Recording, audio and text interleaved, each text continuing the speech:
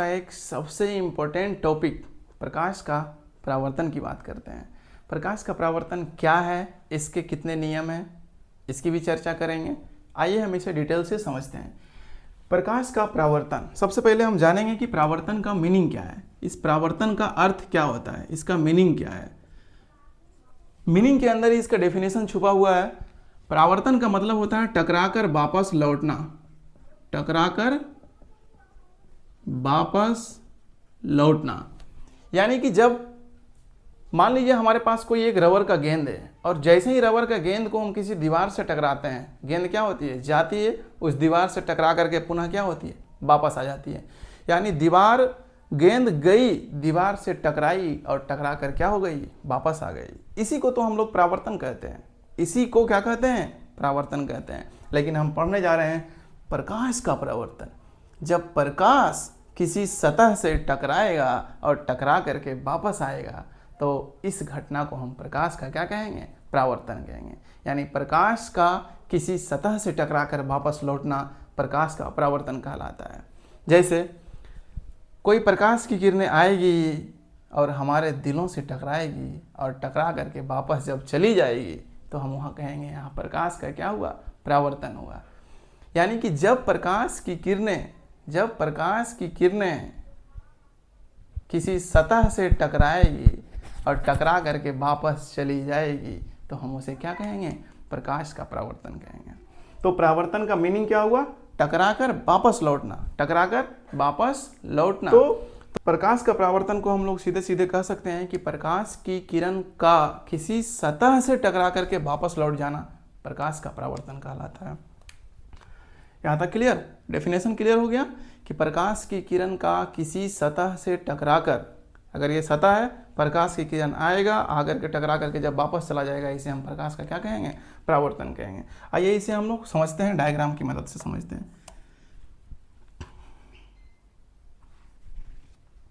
ये कोई सरफेस है, ये कोई एक सरफेस है, सतह है, समतल दर्पण है। अब प्रकाश की किरण आएगी, इस सतह से टकराएगी, टकरा रही है, प्रकाश की किरण आएगी, आकर के इस सतह से टकराएगी, टकरा करके क्या होगी, वापस चली जाएगी। इसी घटना को हम कहते हैं प्रकाश का परावर्तन। प्रकाश की किरण आएगी, सतह से टकराएगी और टकरा करके वापस चली जाएगी, इस घटना को हम प्रकाश का क्या कहेंगे, परावर्तन कहेंगे। अब अगर देखा जाए तो ये आने वाली प्रकाश की किरण है, ये क्या है, आ रही है, आ रही है, आ रही है। आने वाली प्रकाश की किरण को हम लोग बोलते हैं आपतित किरण। इसको हम क्या कहेंगे, आपतित किरण, इंसिडेंट रे बोलते हैं। और ये जिस बिंदु से आकर के टकरा रही है, इस बिंदु को हम लोग बोलते हैं आपतन बिंदु। इसको क्या कहते हैं, आपतन बिंदु। टकरा करके जो वापस जा रही है, टकरा करके वापस जाने वाली प्रकाश की किरण को हम लोग बोलते हैं परावर्तित किरण। इसको क्या कहेंगे, परावर्तित किरण। और आपतन बिंदु जो है, आपतन बिंदु यानी आकर के जिस बिंदु पर टकरा रही है, अगर इस पे एक परपेंडिकुलर, सरफेस से परपेंडिकुलर एक लाइन ड्रॉ करते हैं तो इस वर्चुअल लाइन का नाम है अभिलंब। इसका नाम क्या होगा, अभिलंब होगा। यानी आपतन बिंदु पर जो खींचा गया लंब है, इस सतह के परपेंडिकुलर जो लंब खींचा गया है, इस लंब को हम लोग अभिलंब कहते हैं। क्या कहते हैं, अभिलंब। आपतित किरण किसको कहेंगे, किसी सतह पर आने वाली प्रकाश की किरण, आने वाली प्रकाश की किरण को हम क्या कहेंगे, आपतित किरण कहेंगे। और आकर के टकराई, जिस बिंदु पे टकराएगी उस बिंदु को आपतन बिंदु कहेंगे, उस बिंदु को क्या कहेंगे, आपतन बिंदु।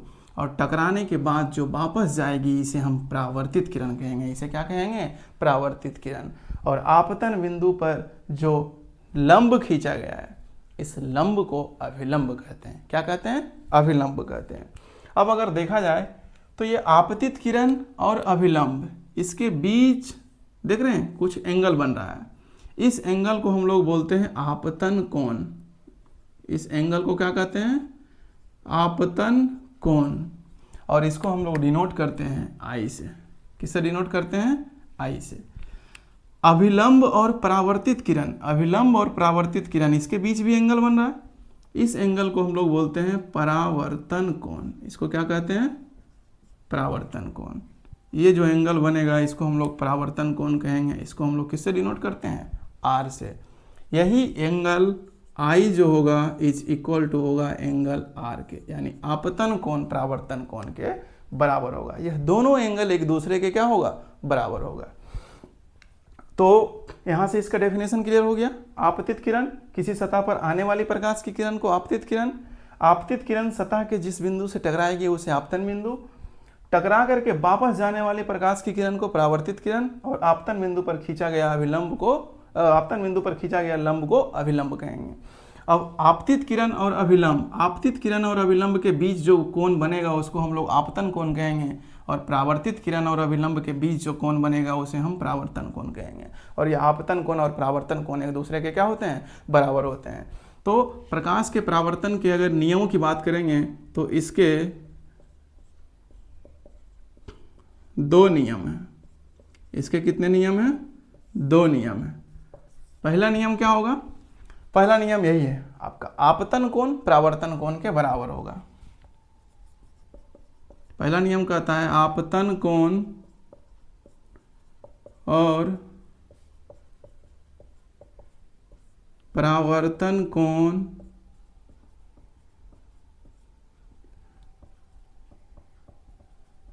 बराबर होता है।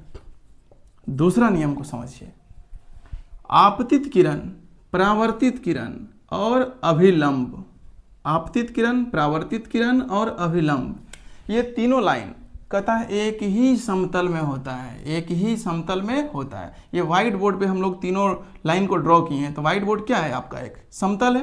तो इसलिए कहता है कि आपतित किरण, परावर्तित किरण और अभिलंब तीनों एक ही प्लेन में, एक ही समतल में होगा। जब भी होगा क्या होगा? एक ही प्लेन में होगा। तो दूसरा नियम कहता है, दूसरा नियम है आपतित किरण, परावर्तित किरण तथा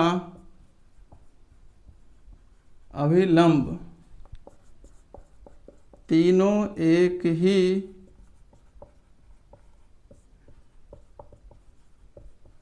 समतल में होता है। यहां तक क्लियर? प्रकाश का परावर्तन क्या है? तो प्रकाश की किरण का किसी सतह से टकराकर वापस लौटना प्रकाश का परावर्तन कहलाता है। प्रकाश के परावर्तन के दो नियम हैं। पहला नियम आपतन कोण परावर्तन कोण के बराबर होता है। दूसरा नियम आपतित किरण, परावर्तित किरण और अभिलंब तीनों एक ही समतल में होगा, एक ही समतल में होता है। अब बात करेंगे कि यह प्रकाश का परावर्तन का नियम कहाँ कहाँ लागू होगा। तो दुनिया में जहाँ भी प्रकाश का परावर्तन होगा वहाँ यह दोनों नियम लागू होंगे। दुनिया में जहाँ भी प्रकाश का परावर्तन होगा यह दोनों नियम वहाँ क्या होंगे? लागू होंगे। इसके बाद हम लोग नेक्स्ट टॉपिक में पढ़ेंगे समतल दर्पण।